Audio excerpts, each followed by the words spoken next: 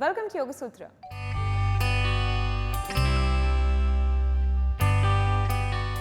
ఇవాళ యోగ సూత్రలో కృష్ణ గారు మనందరికీ ఏ ఆసనం పరిచయం చేయబోతున్నారో చూద్దాం.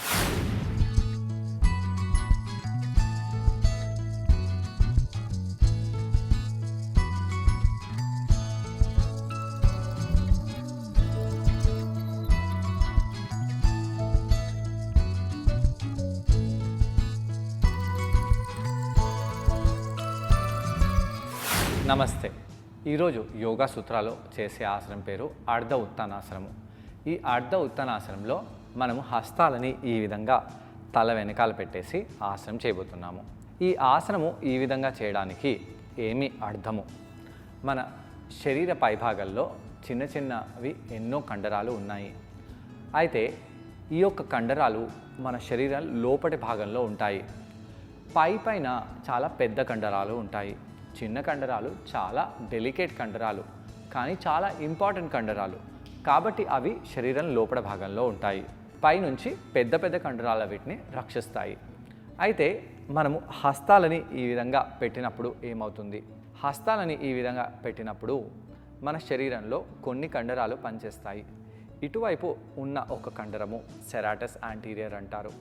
అలానే ఇక్కడ వెనకాల పెద్ద కండరము ట్రెపీజియస్ అంటాము. ఇవన్నీ కండరాలు ఇక్కడ పనిచేస్తున్నాయి. ఇలా అన్నప్పుడు మన లంగ్స్ కూడా బాగా ఎక్స్పాండ్ అవుతున్నాయి.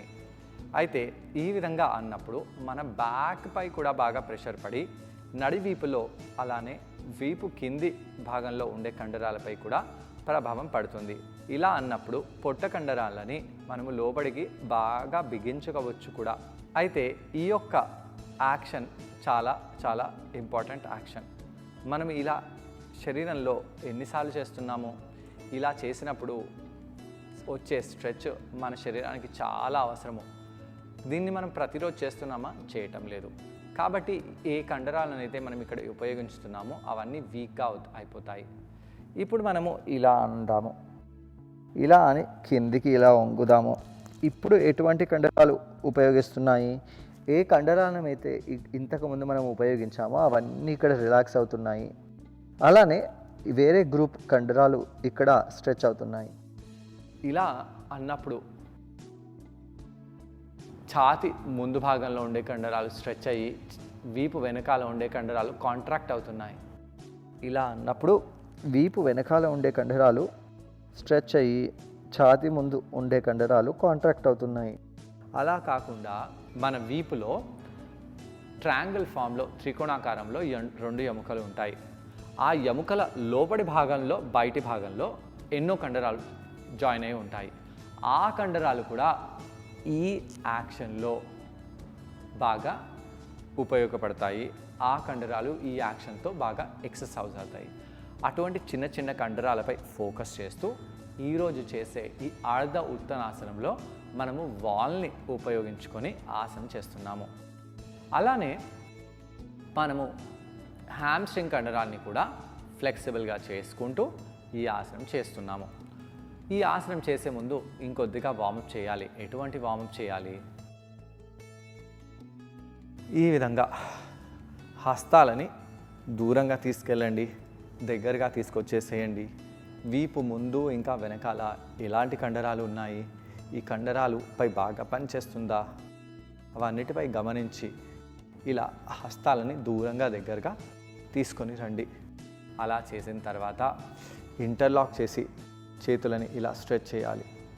శ్వాస తీసుకుంటూ శ్వాసని వదిలేస్తూ ఇక్కడ అలానే ఉండండి. నెమ్మదిగా చేతులని కిందికి తీసుకొని వచ్చేసేయండి. ఒక్కసారి ఈ విధంగా సైడ్ టు సైడ్ కూడా బెండ్ అయిపోతే మంచిది. ఎందుకు? దీంతో ఆ శరీర సైడ్ భాగంలో ఉండే కండరం కూడా బాగా స్ట్రెచ్ అయిపోతుంది.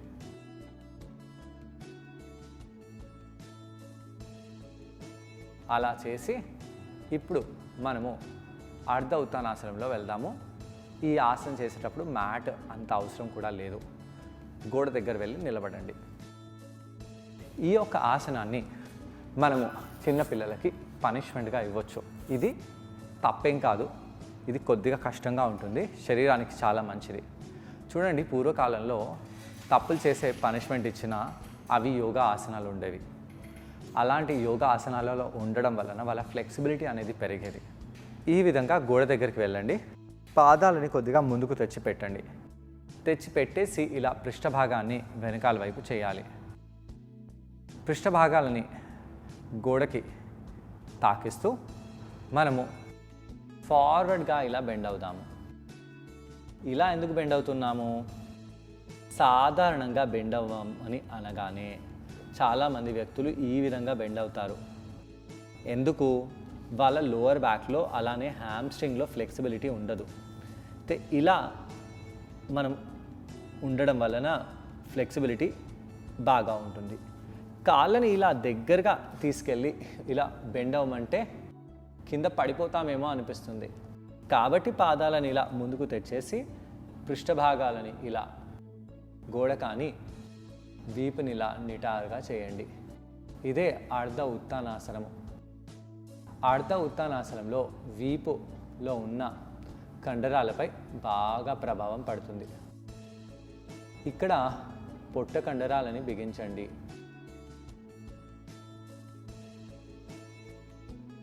బిగిస్తూ ఇక్కడ ఉండండి. శ్వాస తీసుకుంటూ శ్వాసని వదిలేస్తూ నెమ్మదిగా ఒక చేతిని రెండో చేతిని ఇంటర్లాక్ చేసి ఈ విధంగా ఉండాలి. ఇది చాలా కష్టంగా ఉంటుంది కాబట్టి ఒక చేతిని ఇలా పెట్టేసి ఇక్కడ ఉండండి. ఈ ఆసనాన్ని సగం సగంగా చేద్దాము. ఏమవుతుంది? కుడి వీపులో ఉన్న కండరాలు, నడి వీపులో ఉన్న కండరాలు, భుజంలో ఉన్న కండరాలు ఇవన్నీ బాగా స్ట్రెచ్ అవుతున్నాయి. తలని కిందికి ప్రెస్ చేసేలాగా అనిపిస్తుంది, కానీ ప్రెస్ చేయకూడదు. తలని పైకి లేపాలి. నెమ్మదిగా కిందికి వచ్చేసేయండి. ఇప్పుడు కొద్దిగా బ్రేక్ తీసుకోండి. బ్యాక్ని రౌండ్ చేయండి. ఫుల్ ఉత్తానాసనంలో వెళ్ళాలి. ఫుల్ ఉత్తానాసనంలో వెళ్ళినప్పుడు ఇలా కాళ్ళని పట్టుకోవడము అలా చేస్తూ ఉండాలి.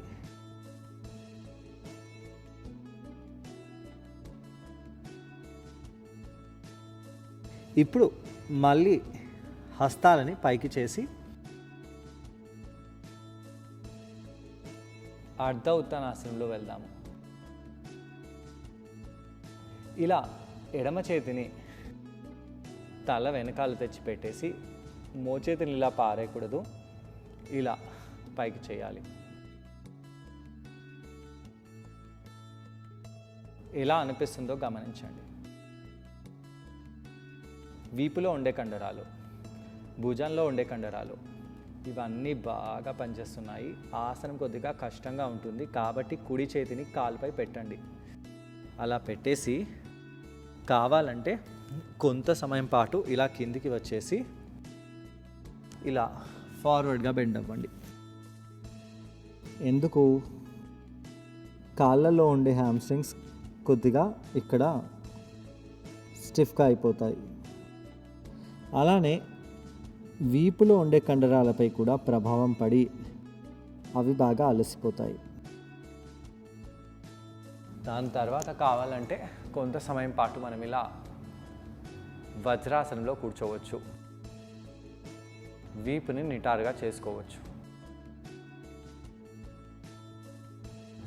అయితే అవే చేతులని మనము ఒకటేసారి ఇంటర్లాక్ చేయబోతున్నాము. ఇంటర్లాక్ చేసి ఆసనంలో ఉండబోతున్నాము. ఇది చాలా కష్టంగా ఉంటుంది. అదే పాస్చర్ని మనము ఇలా కూర్చొని ఇలా పెట్టినట్టయితే చాలా ఈజీగా ఉంటుంది. కానీ ఇంతకుముందు నిలబడి మనము ఆసనంలో రెండు చేతులను తల వెనకాల తీసుకెళ్తే చాలా చాలా కష్టంగా భావిస్తాము. ఎందుకలా చూద్దాము.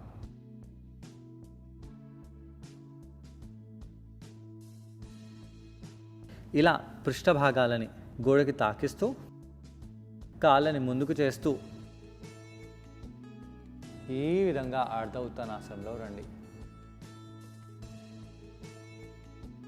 పృష్ఠ భాగాలని బాగా ప్రెస్ చేయండి.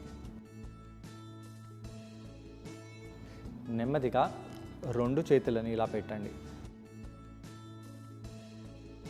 కాళ్ళల్లో చాలా తీవ్రంగా ప్రభావం పడుతుంది.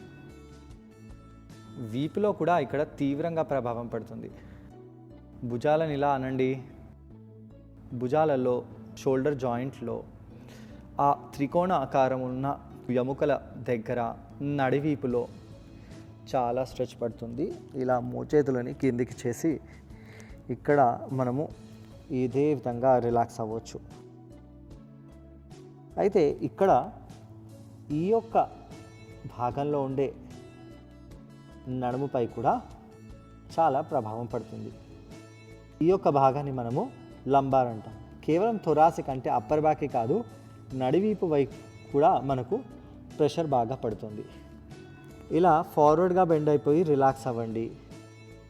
కావాలంటే నెమ్మదిగా మ్యాట్పై వెళ్ళి ఇక్కడ రిలాక్స్ అవ్వచ్చు.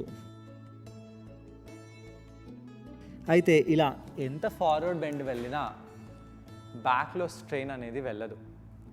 ఇక్కడ ఇలా కుడివైపు ట్విస్ట్ చేయాలి, ఎడమ వైపు ట్విస్ట్ చేయాలి. ఈ 2 ట్విస్ట్ కంపల్సరీగా చేయండి కౌంటర్ ఆసనంగా. అలానే మోకాళ్ళని ఇలా ప్రెస్ చేసి ఈ విధంగా కంపల్సరీగా అనాలి. అప్పుడే మన బ్యాక్లో ఉన్న స్ట్రెయిన్ తగ్గుతుంది. దాని తర్వాత మీరు కొంత సమయం పాటు శవాసనంలో కూడా పడుకోవచ్చు.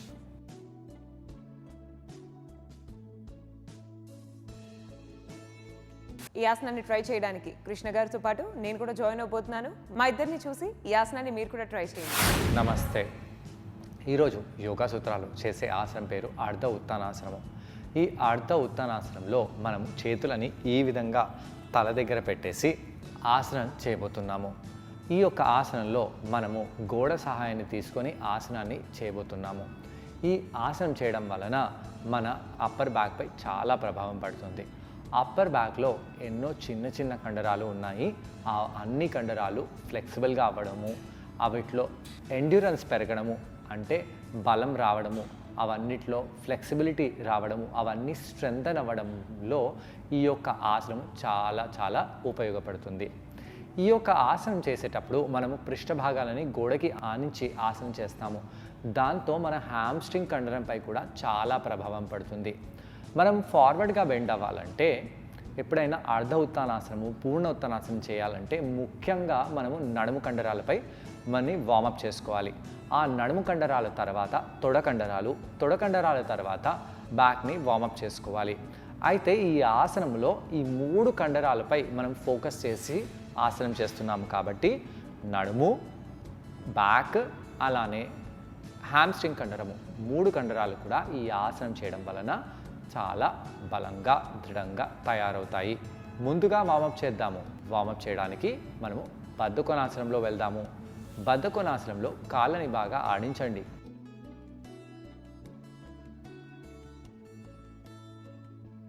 తొడలని బాగా ఆడించాలి. వీపుని నిటారుగా పెట్టండి.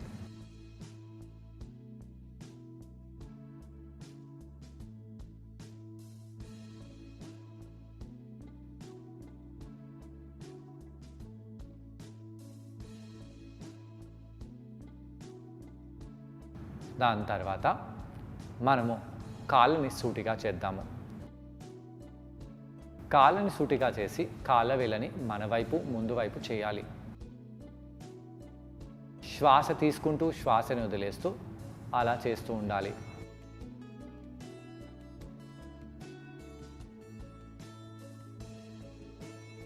యాంకిల్స్ని రొటేట్ చేద్దాము.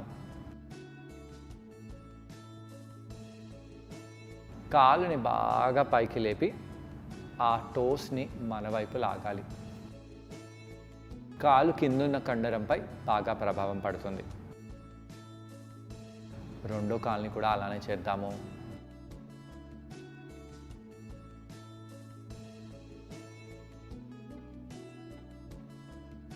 మళ్ళీ ఫస్ట్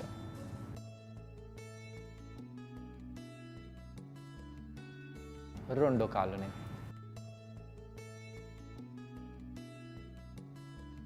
ఇలా చేసి కాళ్ళని కింద పెట్టేసేయండి. ఇప్పుడు మనము బ్యాక్ని ఫ్లెక్సిబుల్గా చేసుకోవాలి. మోకాళ్ళపై వెళ్దాము. వీపుని ఆర్చ్ చేయండి, బ్యాక్ని రౌండ్ చేయండి.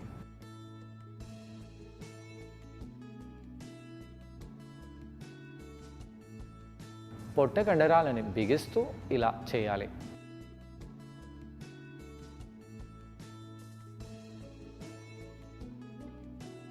దాని తర్వాత అధోముఖ శ్వానాసనము. కాళ్ళని ఆడించుదాము. ఇక్కడ ఇలా చేసిన తర్వాత రెండు కాళ్ళ వేళ్ళపై వచ్చేసేయండి. మడమలని పైకి అనండి, మడమలని కిందికి చేద్దాము. ఇలా కొన్నిసార్లు మడమలని పైకి కిందికి చేస్తూ ఉండండి.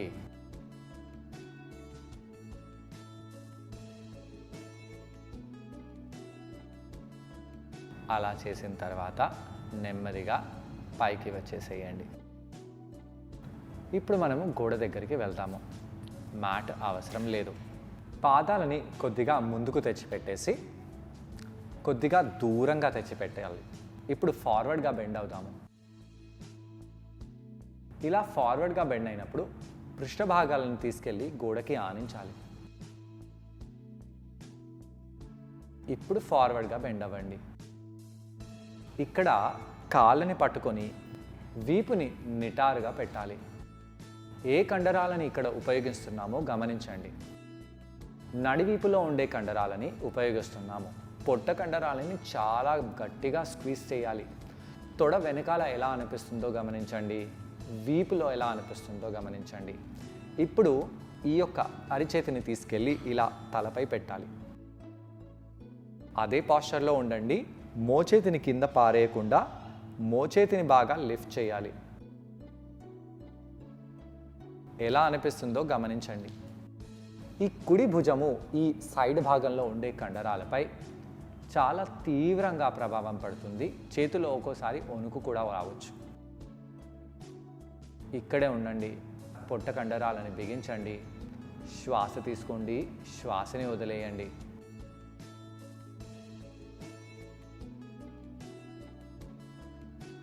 నెమ్మదిగా చేతిని కింద తెచ్చిపెట్టేసేయండి.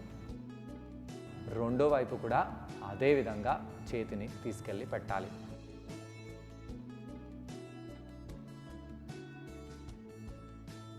శ్వాస తీసుకుంటూ వదిలేస్తూ ఎలా అనిపిస్తుందో గమనించండి. మోచేతిని కొద్దిగా పైకి చేద్దాము.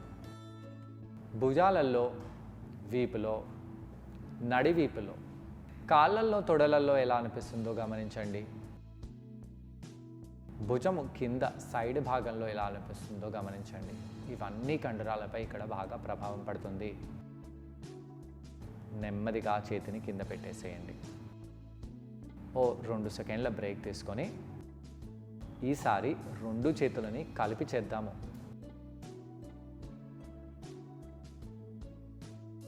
మోచేతులని పైకి చేస్తూ ఉండాలి. అప్పర్ బ్యాక్లో ఎలా అనిపిస్తుందో, ఛాతీలో ఎలా అనిపిస్తుందో గమనించండి.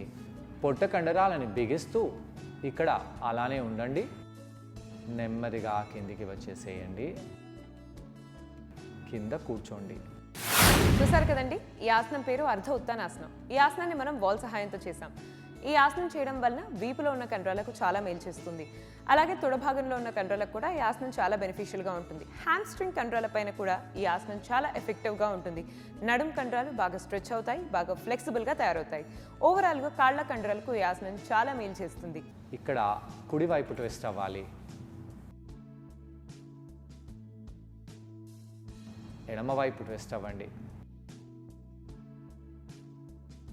ఫార్వర్డ్గా వెండి బెండ్ అయ్యి రిలాక్స్ అయిపోండి. ఇలా చేయడం వలన కాళ్ళ కండరాలు, తొడ కండరాలు, హ్యామ్స్ట్రింగ్ కండరాలు బాగా రిలాక్స్ అయిపోతాయి. మరి వాటి యోగ సూత్రలో కృష్ణ గారిని మనం అడగబోయే ప్రశ్న ఏంటి అంటే, ఈ ఆసనం చేసేటప్పుడు మనం అందరం ఎటువంటి జాగ్రత్తలు పాటించాలి? ఈ ప్రశ్నకు సమాధానం కృష్ణ గారిని అడిగి తెలుసుకుందాం. ఈ ఆసనం చేసేటప్పుడు ఎలాంటి జాగ్రత్తలు తీసుకోవాలి? ఈ ఆసనం చేసేటప్పుడు బ్రేక్స్ తీసుకుంటూ ఈ ఆసనం చేయండి. ఒకటేసారి ఆసనం చేయకండి. చేయడం వలన మీ నడుములో పట్టేయడం అలాంటివి జరుగుతాయి. కంపల్సరిగా మంచి వార్మప్ని, మంచి కూల్డౌన్ని చేయండి, లేదా వీపులో మనకు పెయిన్ అనేది ఉంటుంది. ఈ ఆసనం చేసేటప్పుడు పొట్ట కండరాలని కంపల్సరిగా లోపలికి బిగించి మీరు ఈ ఆసనాన్ని చేయాలి. కాళ్ళని కొద్దిగా ముందుకు పెడుతున్నాము. మీకు ఇంకా కష్టంగా ఉంటే మోకాళ్ళని కొద్దిగా బెండ్ చేసి ఈ ఆసనం చేస్తే ఇంకా మంచిది. చూసారు కదండి, ఇవాళ ఎపిసోడ్లో అర్ధ ఉత్తానాసనం. ఈ ఆసనాన్ని మీరందరూ తప్పకుండా ట్రై చేసి దీనివల్ల వచ్చే బెనిఫిట్స్ని మీరు కూడా పొందండి. తిరిగి రేపటి ఎపిసోడ్లో మరో ఆసనంతో ఇంకొన్ని బెనిఫిట్స్తో మనం అందరం మళ్ళీ కలుసుకుందాం. Until then take care and bye.